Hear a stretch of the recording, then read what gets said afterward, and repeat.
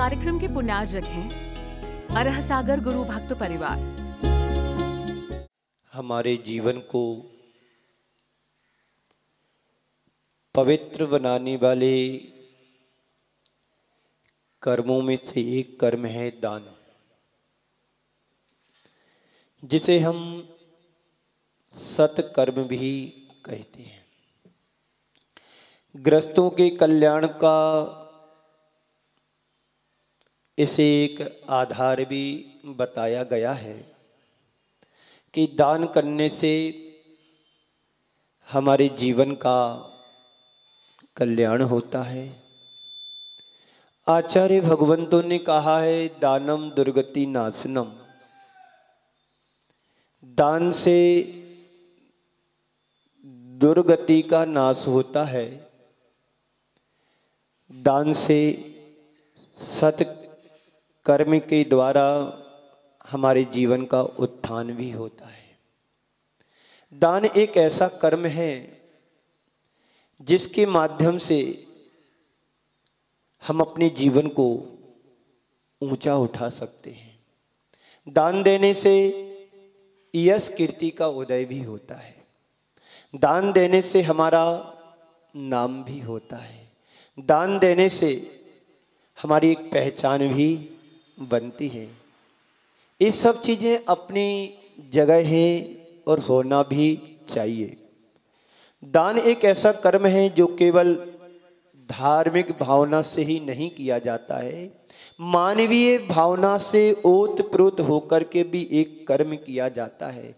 दान देने से धर्म होता है, बात सच है, लेकिन दान देने से मानवीयता की वृद्धि भी होती है। मानवता के कल्याण के लिए जो दिया गया दान होता है, सहयोग होता है, उससे मानवता का भी उद्धार होता है। हम जितनी भी धार्मिक क्रियाएं करते हैं वह सब धार्मिक और आध्यात्मिक दृष्टि से की जाती है, लेकिन दान एक ऐसा कर्म है जिसमें धार्मिकता और मानवीयता दोनों चीजें समाहित होती हैं। मानवीय संवेदनाओं से जुड़ा हुआ दान हमारे जीवन को ऊंचा उठाता है, हमारे जीवन को महान बनाता है। हम किसी का सहयोग करते हैं, किसी के लिए देते हैं, उसमें ये नहीं समझना कि हम किसी का कर्ज चुका रहे हैं, अपितु ये मान करके देना चाहिए कि हमारा धर्म है, हमारा कर्म है, एक कर्तव्य हमारा। यदि किसी को जरूरत है और हमारे पास यदि सरप्लस है, यदि हमारे पास ज़्यादा है, तो उसमें से थोड़ा सा अंश हम किसी के लिए सहयोग कर देते हैं तो हमारा कुछ नहीं बिगड़ेगा। हमारे द्वारा दिया हुआ दान दूसरे के भले का काम करता है। आपके पास पर्याप्त पैसा मान लीजिए यदि है,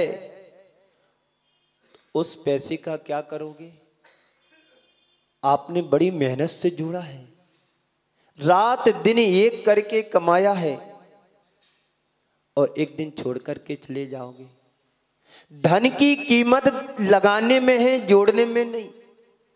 धन तुम लगाओगे, तुम्हारे जीवन का उत्थान होगा, कल्याण होगा, और धन को नहीं लगाओगे, धन एक दिन तुम्हें छोड़ करके चला जाएगा या तुम उसको छोड़ करके चले जाओगे। एक दिन तुम्हें निर्धन बना देगा। मैं क्या, मेरे जैसे अनेक संत कहते हैं, धन जड़ है, नाशवान है, क्षण भंगुर है। आज तुम्हारे पुण्य के योग से तुम्हारे पास वैभव है, संपदा है, संपत्ति है, शक्ति है। ये वैभव, संपदा और शक्ति चक्रवर्तियों की भी नहीं रही। उनके पास भी सब कुछ था, कोई कमी नहीं थी, लेकिन आज किसी चक्रवर्ती की संपत्ति आपको देखने को यहां मिल रही है? रावण की कहते सोने की लंका थी, आज क्या रावण की सोने की लंका यहां पर दिखाई दे रही है?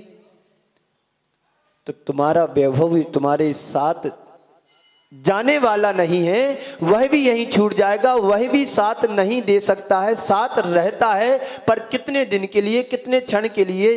जिस दिन तुम्हारी श्वास रुक जाती है उस दिन सारा का सारा वैभव यहीं पर पड़ा रह जाता है। तो जिस मनुष्य के जीवन में दान का कर्म नहीं जुड़ता है, उसका जीवन ऊंचा नहीं उठ सकता है। सच्चे अर्थों में मनुष्यत्व का आनंद वही ले पाता है जिसके जीवन में उदारता होती है, जिसके जीवन में उत्साह होता है, जिसके जीवन में हर्ष होता है। कहते हैं दान दे मन हर्ष विशेष।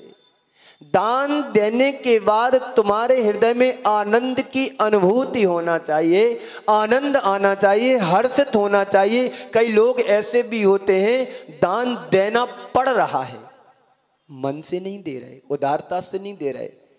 अब मान लीजिए सभा में बैठे हैं, दान की चर्चा चल रही है, त्याग धर्म की चर्चा चल रही है, माहौल अच्छा बना हुआ, कोई बड़ा अनुष्ठान होना है या मंदिर का निर्माण होना है या कोई धर्मशाला का निर्माण कराना है या कोई जमीन मंदिर के लिए लेना है, चर्चा चल रही है, माहौल बना हुआ है। अब मन में नहीं यदि कि मेरा द्रव्य लगे, और मान लीजिए आप प्रतिष्ठित व्यक्तियों में से आते हैं और नजर किसी की तुम्हारे ऊपर पड़ गई कि चलो इनको भी टटोल करके देख लो, आपका अंदर से मन तो नहीं है और बीच में तुम्हारा नाम आ जाता है, तो तुम क्या फीलिंग करोगे? आज तो मैं फंस गया, यही भाव आएगा ना। आज मैं फंस गया। फंसे तो तुम पहले से हो कर्मों से। कौन तुम कर्मों से छूटे हुए? यदि कर्मों से तुम छूट गए होते तो यहां पर ना होकर के कहीं और होते। तो दान देने में फंस नहीं गए हैं, तुम अपना कर्तव्य और धर्म मान करके हम दे रहे हैं, उत्साह से दे रहे, उल्लास से दे रहे हैं, तो समझना कि हम सही कर्म कर रहे हैं। वरना दान की जगह दान है, पैसा तुम्हारा लग रहा है और मन नहीं है, भाव नहीं है, उत्साह नहीं है, तो तुम्हें वांछित फल मिलने वाला नहीं है। दान देने के बाद मन में हर्ष के आंसू आना चाहिए कि अच्छा हुआ, मेरा द्रव्य अच्छे कार्य में लग गया है, मेरा कमाया हुआ पैसा कम से कम सही जगह तो लग रहा है। ये भाव यदि हमारे मन में ऐसे आते हैं तो समझ लेना कि तुम्हारा सही द्रव्य सही जगह लग रहा है। और यदि भाव इस तरह के आते हैं, कहाँ मेरा भाव, कहाँ मैं फंस गया हूँ, मैं देना तो नहीं चाहता, देना पड़ रहा है, इससे तुम्हारा उल्टा पाप का ही बंद होगा। तो आचार्य कहते हैं दान भी दो प्रकार का होता है, एक पारमार्थिक दान होता है, दूसरा मानवीय भावनाओं से जुड़ा हुआ दान होता है। पारमार्थिक दान सभी समझते हैं, जितने भी धार्मिक अनुष्ठान हुआ करते हैं उनमें हमारे द्वारा दिया हुआ द्रव्य दान कहलाता है। ये पारमार्थिक दान है।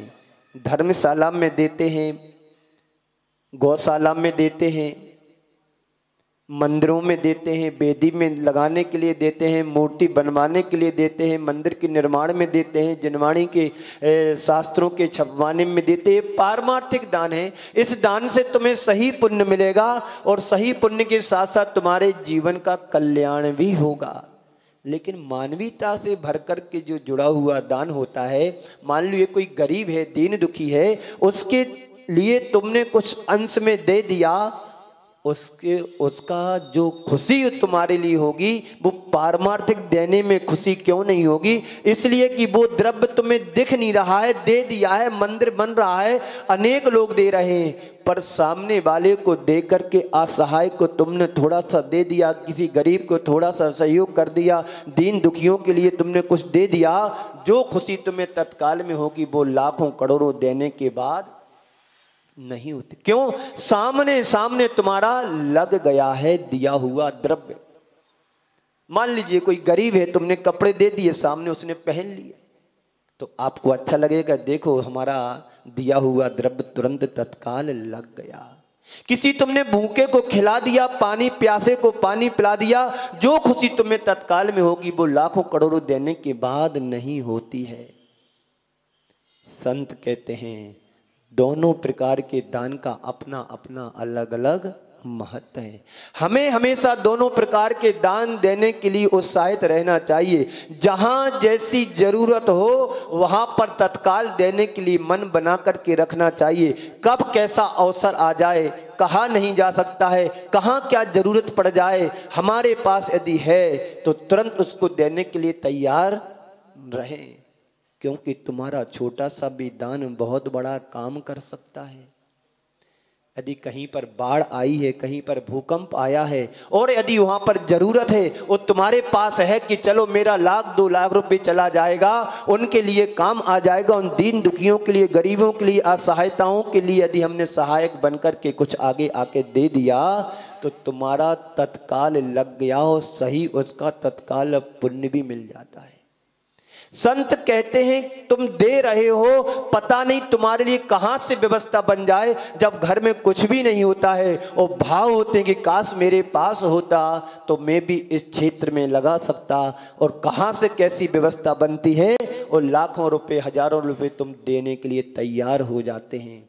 ये सब क्या है? अंदर से भावों के परिणामों की कीमत है। भाव हमारे निर्मल होते हैं तो छोटा सा भी द्रव्य तुम्हारा बहुत बड़ा काम कर जाता है। कहते उत्तम भूमि में बोया गया बीज जिस प्रकार से फलीभूत होता है, फलवान होता है, ऐसे ही सच्चे भावों से दिया हुआ एक अंश भी तुम्हारे द्वारा फलवान होता है, फलीभूत होता है।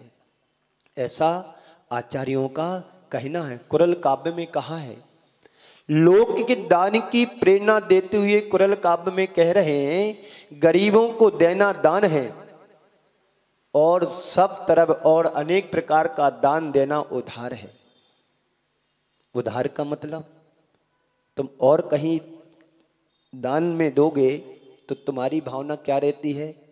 इसका फल मिले, इसका फल मिले, ये दे रहा हूं तो ऐसा मुझे हो जाए, ऐसा कर रहा हूं तो मुझे ऐसा, ये सब उदार है।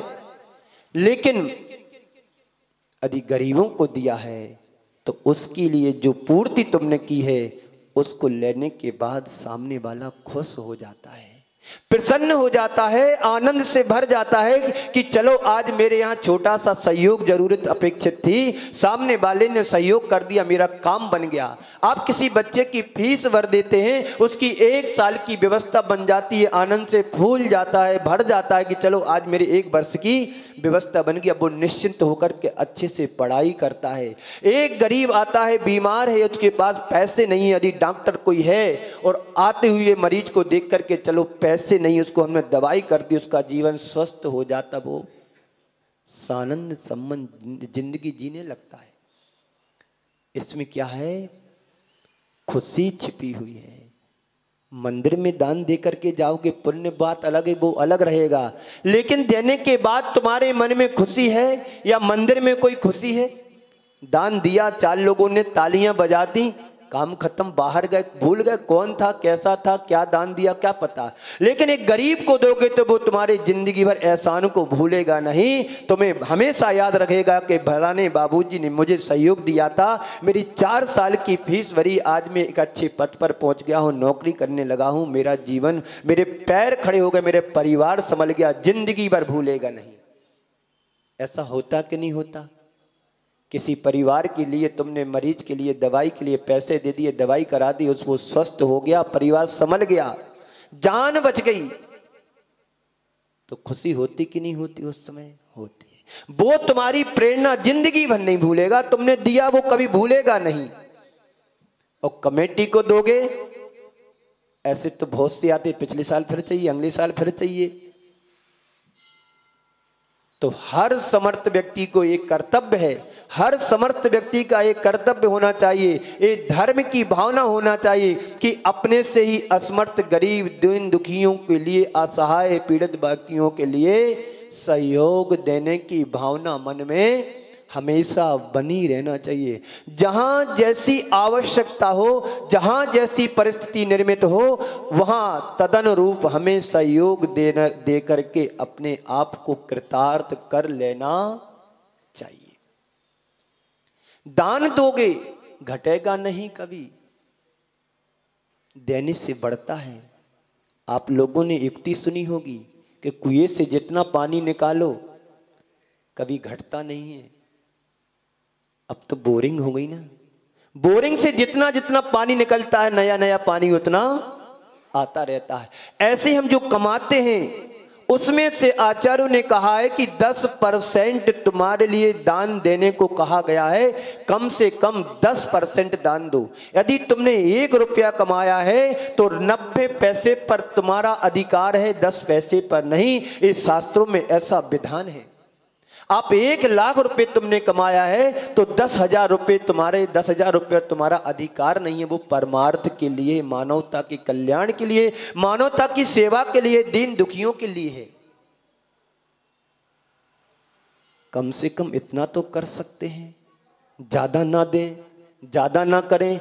जिस पर तुम्हारा अधिकार नहीं है वो उतना तो निकाल करके हम किसी भी सेवा के क्षेत्र में दे सकते हैं। अनाथालयों में जाकर के दे सकते हैं, वृद्ध आश्रमों में जाकर के दे सकते हैं। समयानुसार, जैसे अभी सर्दी है, आप जाकर के वहां देखें, कम्बल नहीं है, उनके लिए पहनने के लिए पर्याप्त कपड़े नहीं है, आप थोड़ा थोड़ा सा इकट्ठा करके वहां जाकर के दे सकते हैं। कम से कम महीने में 1 दिन की भोजन की व्यवस्था बना लो।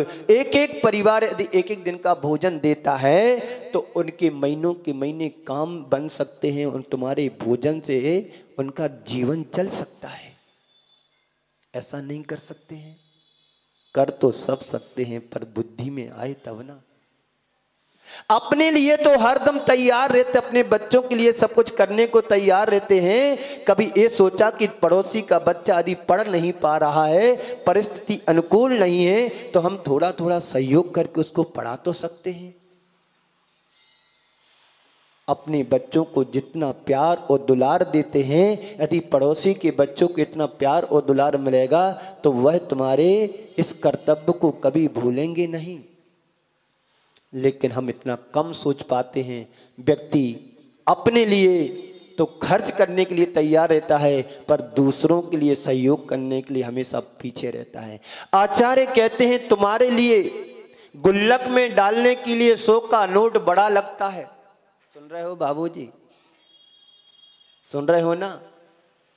गुल्लक में डालने के लिए 100 का नोट बड़ा दिखता है, और मॉल में जाने के लिए 2000 का नोट तुम्हें छोटा लगता है। इस कार्यक्रम के पुण्यार्चक थे अरह सागर गुरु भक्त परिवार।